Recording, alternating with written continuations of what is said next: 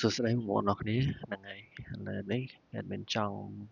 នាំយកមកចំណុចទៀតតាក់ទងជាមួយនឹង AutoCAD តាក់ទងជាមួយនឹង Draft Setting Property ក្នុងនោះដែរបងប្អូនអាចហៅវាបានថា comment កាត់នៅក្នុង AutoCAD របស់យើងគឺ OS គឺជា Draft Setting នៅក្នុងនោះដែរខ្ញុំចង់បង្ហាញ4ចំណុចដែលខ្ញុំគិតថាសំខាន់នៅក្នុង Draft Setting ហ្នឹងដែលខ្ញុំធ្លាប់ជួបផ្ទាល់ជាមួយបញ្ហានៅលើវាហើយនៅក្នុងនោះដែរខ្ញុំចង់បងប្អូនមើលនេះបងប្អូនឃើញជាមួយផ្ទាំងហ្នឹងឯងជាមើលពេលបងប្អូនស្លេចលើមួយវាចេញ property detail អីបន្តិចតួចចឹងមកមានន័យថាអានេះ layer 0អានេះ content របស់យើងឈ្មោះ style អក្សរ annotative យើងអត់បានប្រើទេប្រភេទអក្សរនៅបែបណាខាងលើខាងស្ដាំអីចឹងទៅទំហំមុំរបស់អក្សរអីចឹងទៅ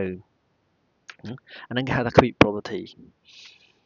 ហើយក្នុងនោះដែរខ្ញុំនឹងបង្ហាញ4ចំណុចហ្នឹងទាក់ទងជាមួយនឹង snap grid object snap dynamic input និង quick property ក្នុងនោះដែរកន្លែង snap and grid នេះខ្ញុំធ្លាប់មានបញ្ហាពេលដែលយើងគូរ drawing ទៅឧទាហរណ៍ថាយើងមាន line បែបនេះយើងមាន line បែបហ្នឹង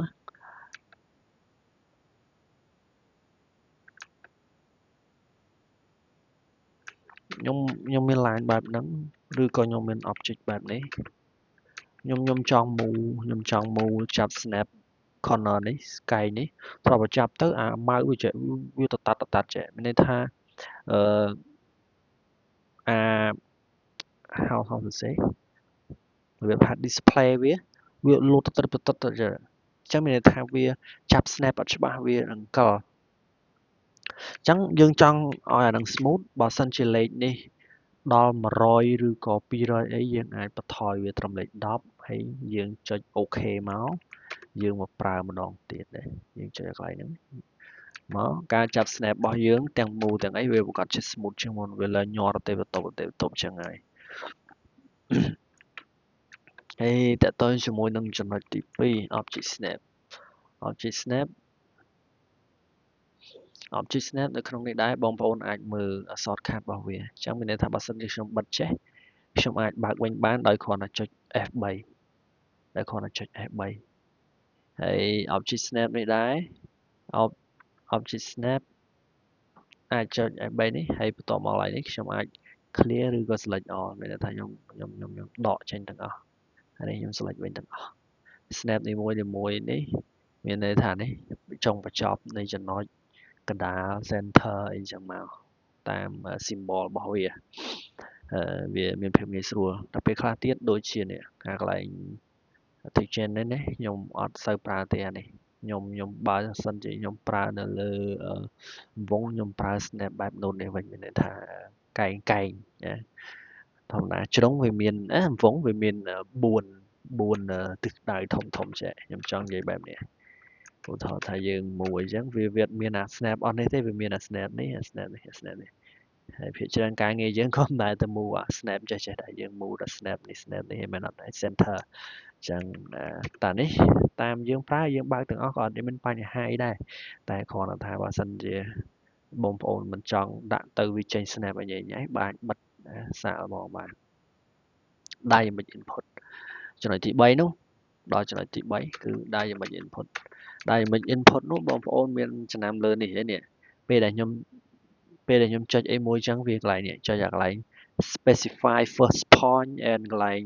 ចំនួនលេខដែលយើងត្រូវដាក់តម្លៃដែលយើងត្រូវដាក់បងប្អូនឃើញអញ្ចឹងមានន័យថាអាហ្នឹងកំណត់អាហ្នឹងកំណត់វាចុចកន្លែង drafting tooltip apparent យើងចុចហ្នឹងឃើញទេវាមាន size យើងអាចបរូមានន័យថា size នៃអា background ខាងក្រៅវាអាចធំតូចបានប៉ុន្តែមានដាក់2ស្រួលមើលកុំឲ្យឈឺភ្នែកពេក transparency នេះអានេះបង្ហាញពីភាពច្បាស់របស់វាច្បាស់កម្រិតណាខ្ញុំដាក់0ស្រួលមើលអូខេមក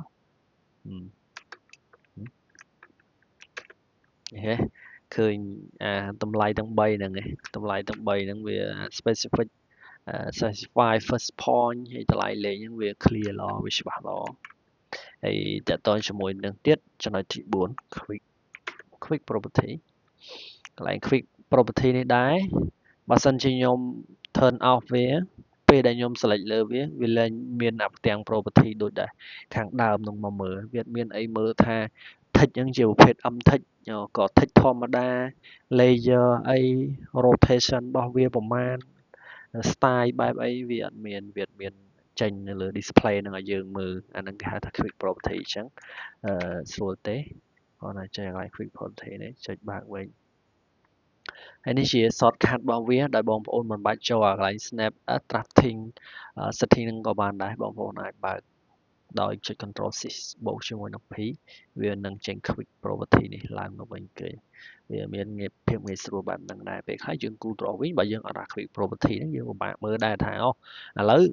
ខ្ញុំអត់បានចាប់អារម្មណ៍ layer ប៉ុន្តែខ្ញុំគ្រាន់ select ចឹងចុចឃើញអក្សររៀង trade ចង់មើលថាគីឡូវាអត់មែនជាមុំ0វាមុំ10មុំ20អញ្ចឹងឧទាហរណ៍ថាអញ្ចឹងអ្វីដែលខ្ញុំនិយាយចង់និយាយឧទាហរណ៍ថាខ្ញុំអត់មានថាអានេះនោះស្រាប់ដល់ពេលនេះស្រាប់ឃើញទំហំអក្សរប៉ុណ្ណេះចុយប៉ុន្មាននេះគេ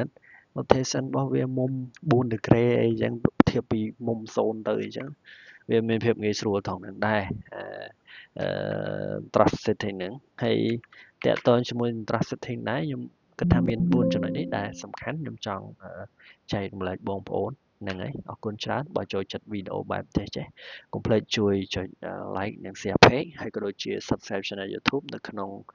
តាមរយៈ link នៅក្នុង description ខាងលើអរគុណច្រើនជួបគ្នានៅវីដេអូក្រោយ